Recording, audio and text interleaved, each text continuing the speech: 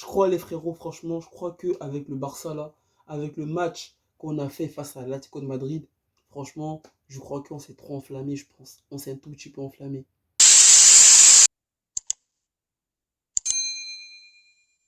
24e journée de la Liga, ouais, même si le Barça a un match en retard, mais aujourd'hui c'était la 24e journée de la Liga.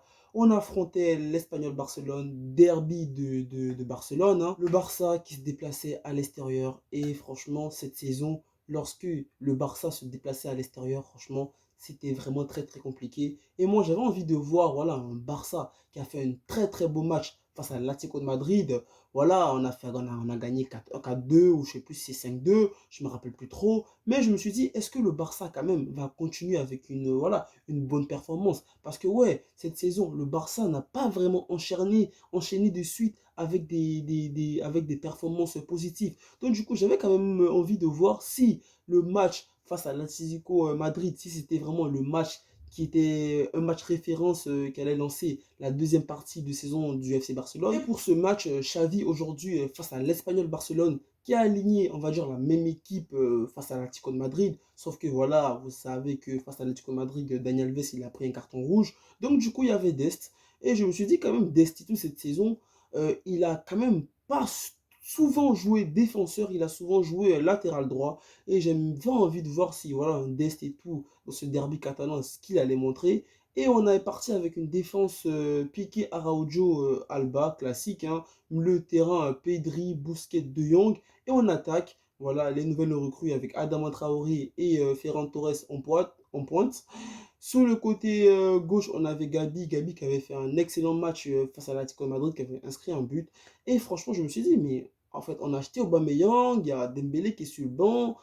Pourquoi Xavi ne fait pas jouer Aubameyang titulaire et pourquoi il garde toujours la même équipe? Pourquoi il n'essaie pas de mettre Aubameyang titulaire et de voir ce que ça peut donner avec un Aubameyang, Fernand Torres, Adama Traoré en attaque? Donc voilà, on a commencé plutôt sereinement. On marque dès l'entame du match, hein, franchement, on marque dès l'entame du match. Pedri qui ouvre le score et après on assiste à un match un tout petit peu haché. Voilà, on n'a même pas la position de balle lors de la première période. Voilà, le match est un peu moche et tout ça. On n'a pas vraiment de grosses occasions, pas vraiment de grosses occasions. Et avant la mi-temps, on prend un but sur une belle frappe quand même de Sergi Darder. Au niveau du but voilà, au niveau de l'égalisation de l'Espagnol Barcelone, j'ai pas vraiment à dire que la défense du Barça a mal défendu. Franchement, le but de l'Espagnol Barcelone, le but de Sergi Darder, il met une excellente frappe. Et même Ter Stegen, c'est vrai qu'en ce moment il est critiqué, mais ouais, pour la sortir quand même, il faut le faire. Et franchement, le but de l'Espagnol Barcelone, il est quand même mérité. Et ensuite, en retour de la seconde période, les frérots, pour moi, c'est le tournant du match. Araujo, le mec en ce moment qui est en train de s'installer comme un patron dans la défense du FC Barcelone, il se blesse. Et là, je sais pas pourquoi, franchement, je sais pas pourquoi le Barça, je sais pas, Eric Garcia, qu'est-ce qu'il a montré à City et que nous on n'a pas vu et que le Barça est parti recruter Eric Garcia. Je ne sais pas pourquoi. Eric Garcia à City, il jouait même pas. Nous, on va chercher Eric Garcia, soi-disant, le mec et tout, il a joué à la Masia, c'est comment?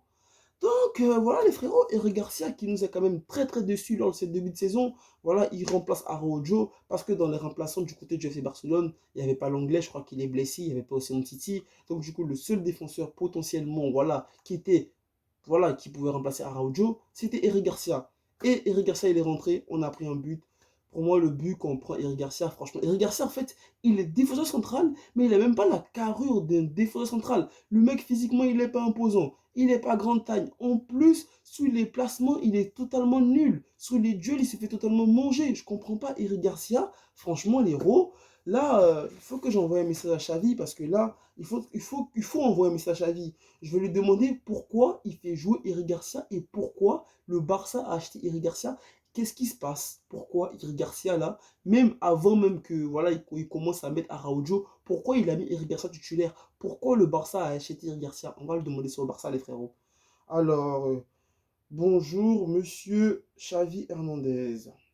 Pourquoi avez-vous fait jouer Eric Garcia et pourquoi le Barça a acheté Eric Garcia? Est-ce que vous allez garder Eric Garcia, excusez-moi, la saison prochaine?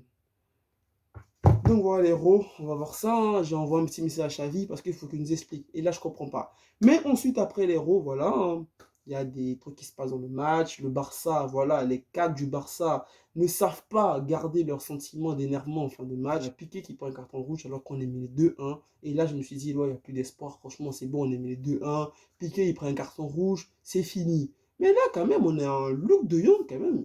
Dans ces derniers temps-là, dans le dernier match avec le FC Barcelone, il était quand même très, très décisif. Et voilà, Luc de Jong qui rentre, qui permet au Barça de revenir au score en tout un match. Le match se termine de partout. Et franchement, le truc que j'ai à retenir, c'est que dans ce match, le Barça doit beaucoup travailler. Parce que sur les phases offensives, Ferran Torres, c'est vrai, on l'a acheté et tout, il vient de City et tout, c'est un Espagnol et tout ça. Mais tu vois une grosse différence entre Ferran Torres et Adama Traoré. Tu vois que là, en première période, le Barça, là, tout partait de Adama Traoré. Le mec, franchement, il a un avantage aussi parce que physiquement, il est vraiment au point. Et en Liga, on sait que c'est pas réputé pour être le championnat le plus physique hein, d'Europe. Donc, du coup, sur ce point-là, Adama Traoré, il a vraiment un gros avantage d'avoir un physique impressionnant. Mais hormis ça, quand même, Adama Traoré, dans la percussion, tu vois que même si ça passe pas à tout moment, tu vois que le mec, il a envie de, voilà, il a envie de prouver quelque chose. Et lorsqu'il percute de son côté, tu sens qu'il peut avoir un danger. Et Ferran Torres, moi, je le trouve un tout petit peu mou. Je sais pas, vous en pensez quoi, mais je trouve Ferran Torres un tout petit peu mou. Et heureusement que le Barça a gardé Ousmane Dembélé, parce qu'Ousmane Dembélé, là, il y a moyen d'aller... Pourquoi même? Je sais même pas pourquoi Ferran Torres, il est titulaire devant Dembélé. C'est vrai que Dembélé ne veut pas renouveler tout ça, mais là, on parle pas de renouveler. Là, il faut assurer une place qualificative en Champions League la saison prochaine. Donc, du coup, moi, je pense que Ousmane Dembélé, voilà, il a un rôle à tenir dans cette attaque. Et même là, Luc de Jong, il est rentré, il a marqué en attaque. Faudrait que chacun gagne sa place. Parce que Ferran Torres, c'est vrai, il joue et tout. Mais Ferran Torres, moi, je ne suis pas satisfait. Je ne sais pas si vous êtes satisfait de Ferran Torres.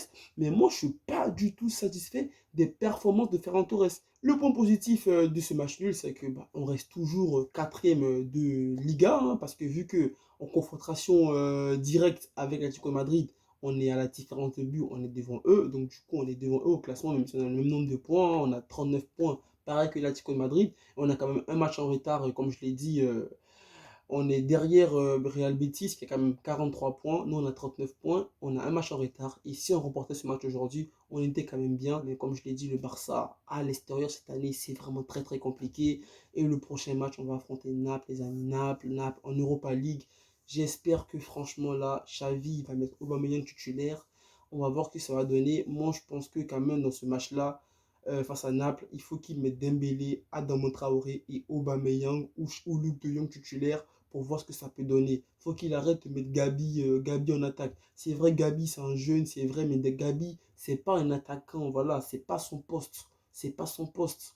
Et je sais pas pourquoi il fait plus jouer Abdel Elzazouli, dites-le-moi les frérots, parce que Abdel Elzazouli, j'ai pas compris. Le mec, il jouait, et là, on comprend plus rien, il fait joue plus. Sur ces héros, bonne nuit à vous, prenez soin de vous, prenez soin de votre famille, n'oubliez pas les frérots, restez toujours positifs, ne les gars, peace.